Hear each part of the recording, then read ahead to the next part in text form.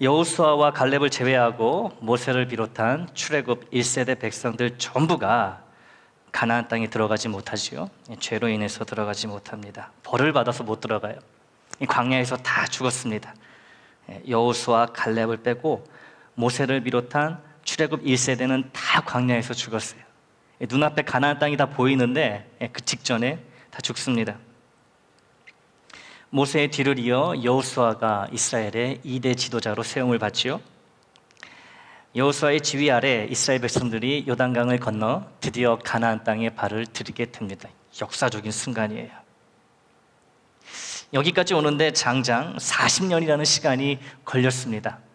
오랜 시간 숱한 우여곡절 끝에 가나안 땅에 들어왔으니 이제는 고생 끝, 행복이라고 이스라엘 백성들이 생각했을까요? 그렇지 않습니다. 그들은 자신들의 출애굽 여정이 아직 끝나지 않았다는 것을 잘 알고 있어요. 가나안 땅에 들어왔지만 가나안 땅이 아직 그들의 것이 아니었기 때문이에요. 40년의 광야 생활이 끝이 나고 만나와 메추라기, 구름기둥과 불기둥의 은혜도 그쳤지만 이스라엘 백성의 출애굽 여정은 가나안 땅에서도 여전히 진행 중이었습니다. 이스라엘 백성들은 그 땅에 이미 오래전부터 거주하고 있는 가나안 이방 족속들과 정말 피비린내 나는 전쟁을 통해 가나안 땅을 차지해야만 했습니다. 산 넘어 산인 거예요. 요단강 건너서 가나안 땅에 발을 들이면 이제 행복 시작될 거라고 생각했는데 그게 아니다라는 거죠. 산 넘어 산이에요. 각 지파가 자신들의 땅을 분배받고 난 후에야 출애굽 여정은 막을 내리게 되는 거죠. 가나안에 들어왔지만 가나안은 아직 그들의 땅과 소산이 아닙니다. 가나안이 그들의 땅과 소산이 되기 위해서는 수많은 적들과 싸워서 이겨야만 합니다. 이스라엘 백성이 가나안에서 싸워야 하는 첫 번째 상대는 여리고성이었어요. 여리고성은 당시 가장 강하고 큰 성읍 중에 하나였습니다. 여리고와의 큰 전쟁을 앞둔 이스라엘 백성에게 가장 중요한 것은 무엇이었을까요? 전쟁을 앞둔 그들에게 가장 중요한 게 무엇이었을 거라고 생각하십니까? 군인들의 사기를 돋구고 무기를 정비하며 전열을 다듬는 일이겠지요. 그런데 이스라엘 백성이 여리고와의 매우 중요한 전쟁을 앞두고 행했던 일은 우리를 깜짝 놀라게 만듭니다. 나가서 싸워야 할 이스라엘 남성들이 할례를 받았기 때문입니다. 오늘 본문 뒤에 나오는 여호수아 5장 2절과 3절 말씀을 제가 천천히 읽어 드릴 테니까 경청해 주시기 바랍니다. 그때에 여호와께서 여호수아에게 이르시되 너는 부싯돌로 칼을 만들어 이스라엘 자손들에게 할례를 행하라 하시매 여호수아가 부싯돌로 칼을 만들어 할례산에서 이스라엘 자손들에게 할례를 행하니라. 광야에서 태어난 출애굽 2세 남성들은 아직 할례를 받지 않은 상태예요. 하나님의 언약의 백성임을 가시적으로 표현해 주는 것이 바로 할례이지요. 이스라엘 남성이라면 할례를 받는 것이 당연합니다. 할례를 안 받는다면 이게 이상한 일이에요. 그런데요, 지금 이스라엘이 처한 상황을 한번 생각해 보시기 바랍니다. 할례를 받은 이 시점, 이 상황을 한번 생각해 보시길 바라요. 가나안 지역을 통틀어 가장 강력한 성 중에 하나인 여리고와의 일전을 앞두고 있는 상황이잖아요. 죽느냐 사느냐의 기로에 선 상황인데 할례라니요. 할례라니요. 할례의 고통이 얼마나 큰지 지난번 설교 가운데 나눈 적이 있습니다. 세겜이라는 이방인이 야곱의 딸 디나를 겁탈합니다. 그리고 디나의 아름다움에 매료되어 결혼을 하고자 합니다. 야곱과 야곱의 아들들이 꾀를 내어 세겜과 세겜에게 속한 모든 남성들에게 할례 받을 것을 요구합니다. 그러면 서로 하나의 민족, 하나의 가족이 되겠다고 이야기를 해요. 거짓말이죠. 거짓말인지도 모르고 세겜 족속의 모든 남성들이 이 말을 그대로 믿고 할례를 받습니다. 할례의 고통이 극에 달하는 3일째 되는 날 야곱의 아들들이 할례의 큰 고통으로 칼을 손에 쥘 힘조차 없는 세겜의 모든 남성들을 모조리 칼로 쳐 죽이지요. 이처럼 할례는 그 고통으로 인해, 그 큰 고통으로 인해 전쟁을 앞둔 남성에게는 절대로 어울리지 않는 매우 부적절한 것일 수밖에 없습니다. 할례보다 더 급한 것은 생사입니다. 죽느냐 사느냐이죠. 살아야 할례도 받고 할 수 있는 것이지 죽은 다음에 할례를 받은들 아무 소용이 없기 때문에 그래요. 죽은 자에게 할례를 행하는 경우는 성경 그 어디에서도 찾아볼 수 없습니다. 할례는 산 자에게 하는 거예요. 물론 할례를 받고 할례의 상처와 통증이 다 아물 때까지 기다렸다가 여리고 성과의 전쟁이 벌어졌지만 가나안 모든 대적의 눈이 이스라엘을 주시하고 있고 특히 강력한 대적인 여리고성이 코앞에 있는 상황에서 이스라엘의 모든 군사가 할례를 받는 이 일은 이스라엘 백성 전체에게 큰 부담과 염려가 될 수밖에 없습니다. 이방 족속들이 만일 이 사실을 알고 이스라엘을 찾아와 공격한다면 살아날 방법이 없는 거예요. 모두 전멸할 수밖에 없습니다. 성인 남성들은 다 죽임을 당할 것이고요, 여인들은 수치를 당하고 아이들은 노예로 잡혀갈 것입니다. 이런 상황에서 이스라엘 백성이 하면 안 되는 가장 첫 번째 것이 어쩌면 할례일 것입니다. 그런데 우리보다 이를 더 잘 알고 있는 당사자들인 이스라엘 백성들이 할례를 행합니다. 길갈에 있는 어느 산에서 할례를 행했기 때문에 그 산 이름을 할례산이라고 성경은 부르고 있어요. 우리 같으면 할례는 무슨 할례냐고, 정신 나갔냐고, 모두 죽기로 작정했냐고 펄쩍 뛰고 난리를 칠 텐데 당사자인 이스라엘 백성들은 한마디 불평등 없이 모두가 할례를 받습니다. 우리에겐 자살행위처럼 보이는 할례를 어떻게 이스라엘 백성들은 행할 수 있었는지, 그 상황에 행할 수 있었는지 그 이유가 궁금합니다. 이 답은 하나예요. 그들이 하나님을 목숨처럼 신뢰했고 또 하나님이 세우신 여호수아를 목수처럼 따랐기 때문입니다. 하나님과 하나님의 종 여호수아를 향한 믿음과 신뢰가 있었기에 큰 전쟁을 앞둔 그 상황에 하나님의 명령과 여호수아의 지시대로 아무 말 없이 순순히 할례를 받을 수 있었다는 것이죠. 다시 말씀드리지만 이스라엘 백성이 지금 이 상황에 할례를 받는다는 것은 누가 보더라도 무모하기 짝이 없는 일입니다. 대학교 입학시험을 보는 날, 한국 얘기예요. 믿지 않는 사람들이 기피하는 음식들이 있어요. 어떤 것이 있지요? 대입시험을 앞두고 있습니다. 안 먹는 게 있어요. 뭐요? 미역국. 예, 맞아요. 왜 그렇지요? 미역이 미끌미끌거리잖아요. 그래서 미역국을 먹으면 시험에 미끄러져 낙방한다고 해서 미역국을 먹지 않아요. 믿지 않는 사람들이 그래요. 또 닭발도 먹지 않더라고요. 닭발. 닭이 발로 땅을 파헤치고 뒤집어 놓는다고 해서 닭발을 먹으면요, 시험 문제를 파헤치고 뒤집어 버려 정답을 맞추지 못해 시험에 떨어진다고 닭발도 먹지 않는 사람을 보았습니다. 대신에 즐겨 찾아 먹는 음식도 있어요. 네, 시험을 앞둔 사람들이 즐겨 찾아 먹는 음식이 어떤 것이 있죠? 뭐요? 찹쌀떡과 엿입니다. 참 우리 민족 재밌는 민족이에요, 그죠? 그래서 대입시험이 다가오면 열심히 찹쌀떡이나 엿을 수험생들에게 선물해 줍니다. 시험이 치러지는 학교에 새창살로 만들어진 교문에는 합격을 기원하는 사람들이 엿을 덕지덕지 붙여놓는 광경도, 그런 해프닝도 벌어지곤 해요. 그거다 누가 뛰어갑니까? 본인들이 뛰어가지도 않아요. 붙여놓고서는. 학교 수위 아저씨가 딱 뛰는 거예요. 고생하시는 거예요. 물론 미신입니다. 하나님을 믿는 우리는 알고 있지요.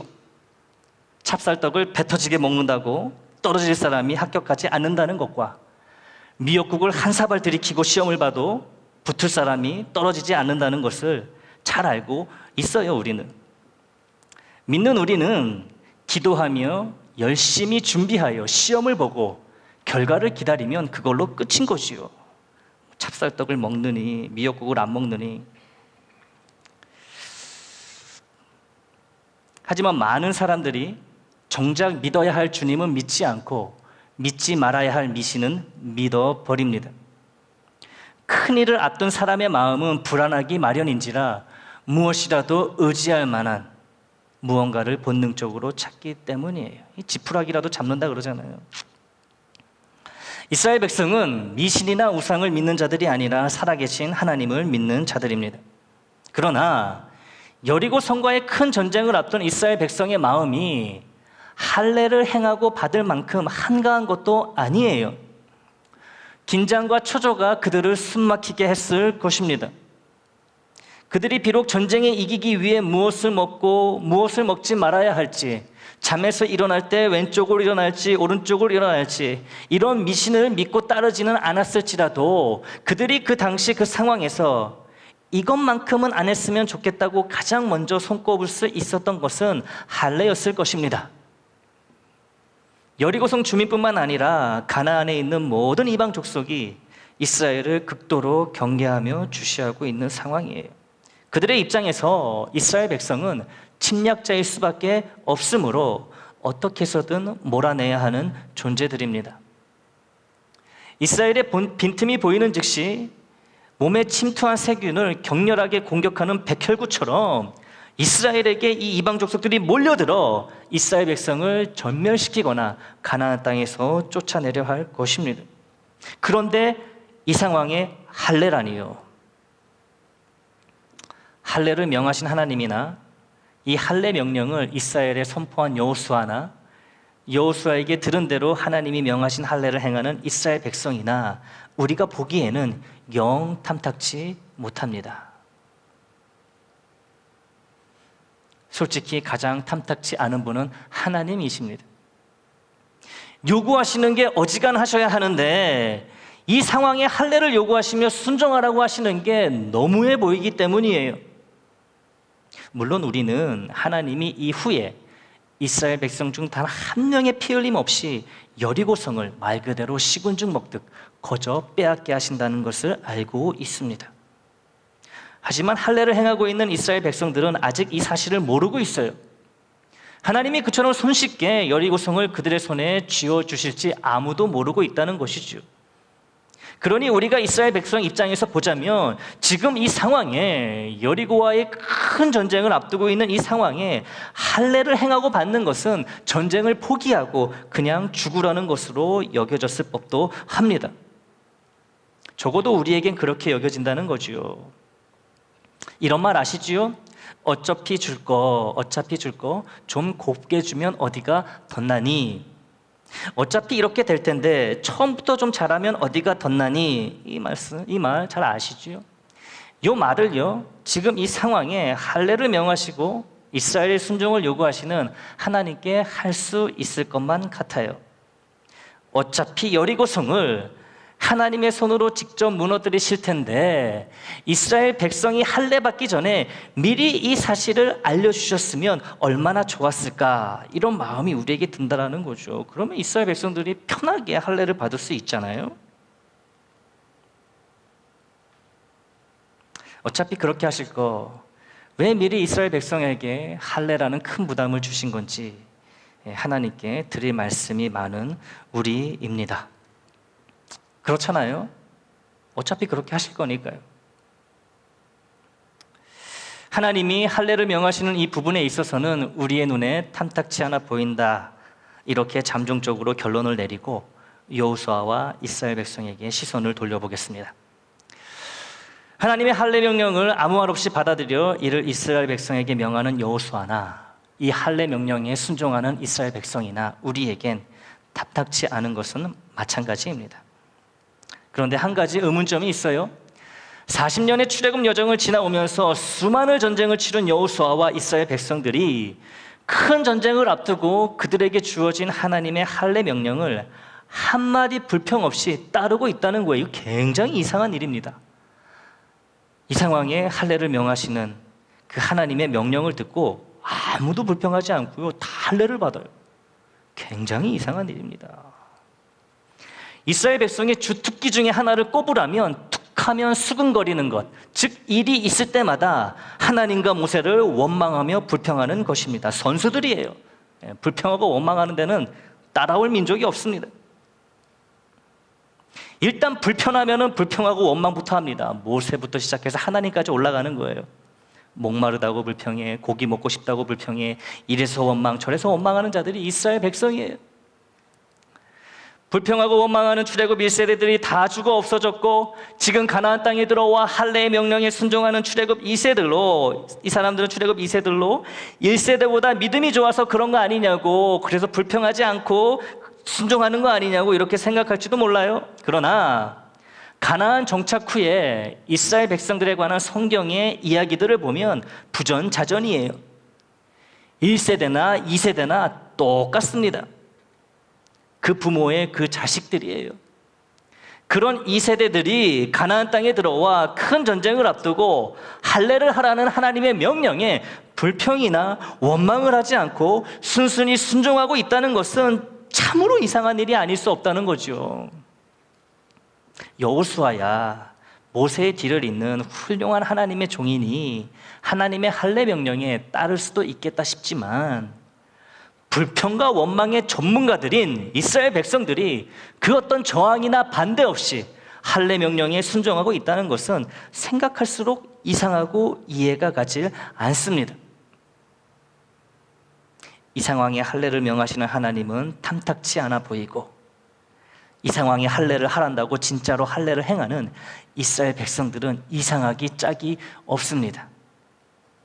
이제 우리가 해야 할 일은 이렇게 탐탁치 않게 보이는 하나님이 사실은 우리의 오해라는 것과, 이상하게 보이는 이스라엘 백성이 사실은 이상하지 않고 지극히 정상이라는 것을 동시에 밝혀내는 것입니다. 오늘 본문 여호수아 5장 1절을 다시 보겠어요.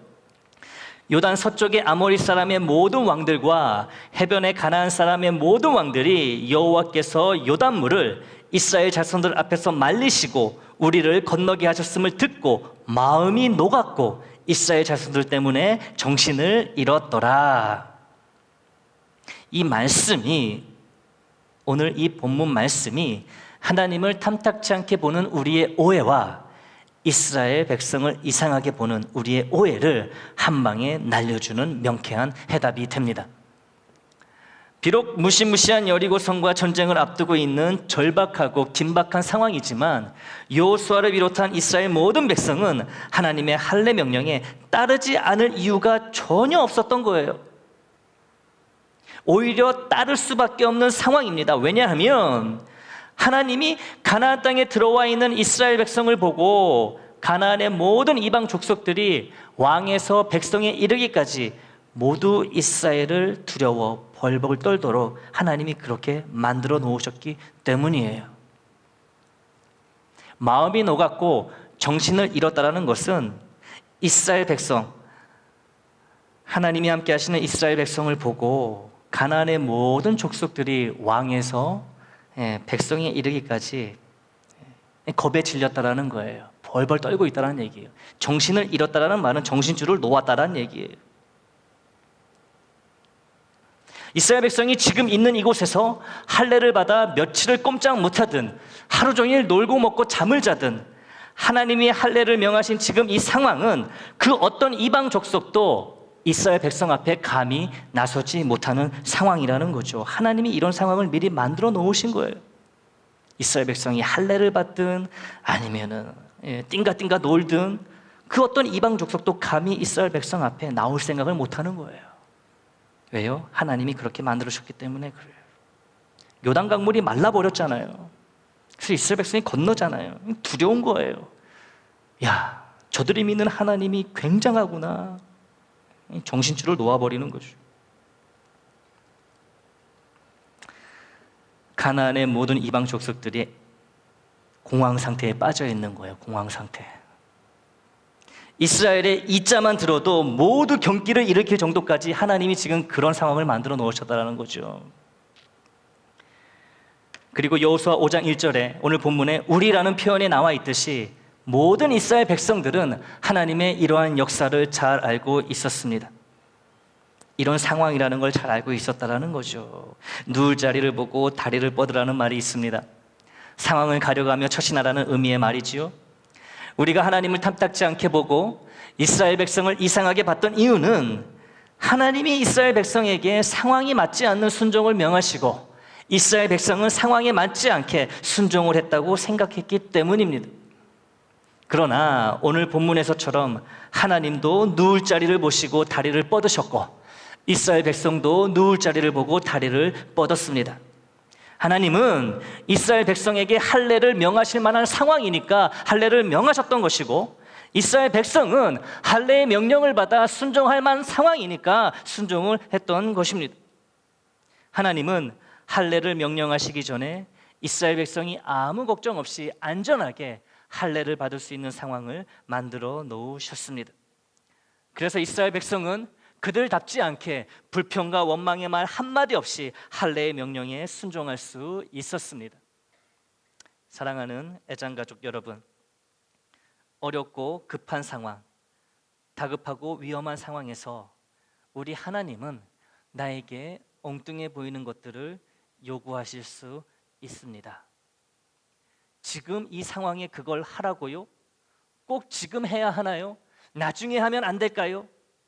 라는 말이 절로 튀어나오게 만드는 그런 순종을 하나님이 내게 요구하실 때가 있다는 거지요. 그럴 때면 눈을 들어서 나의 상황이 아닌 하나님이 만들어 놓으신 더 큰 상황을 보시기 바랍니다. 나의 상황만 보면 원망과 불평이 가득할 뿐입니다. 순종을 해야 하는 이유를 찾을 수 없어요.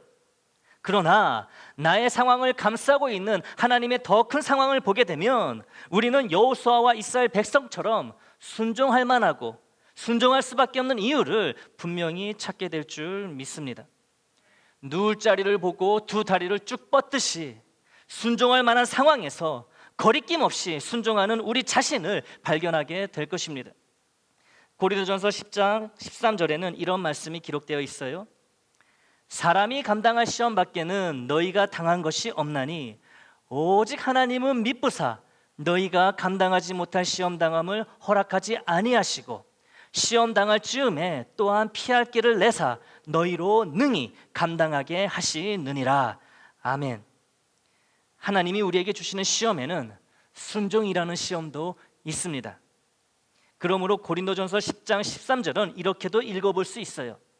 사람이 감당할 순종 밖에는 너희가 받은 것이 없나니 오직 하나님은 미쁘사 너희가 감당하지 못할 순종을 요구하지 아니하시고 순종을 할 즈음 또한 순종할 수 있는 상황을 주사 너희로 능히 감당하게 하시느니라. 아멘. 이 말씀을 믿으시기 바랍니다.